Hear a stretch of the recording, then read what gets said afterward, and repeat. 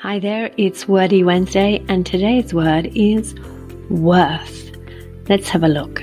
So first of all, worth can mean to have a particular value, often in money.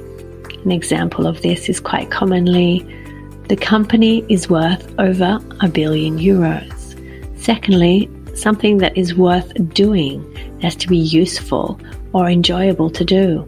It's worth visiting Marrakesh. It's really fascinating. It's worth trying this new marketing software. And thirdly, to be worth it, to be worth your while or worthwhile. To be useful or enjoyable, even if it requires a lot of effort.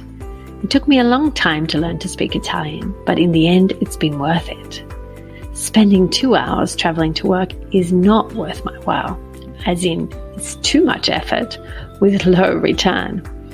And finally, the whole experience was totally worthwhile.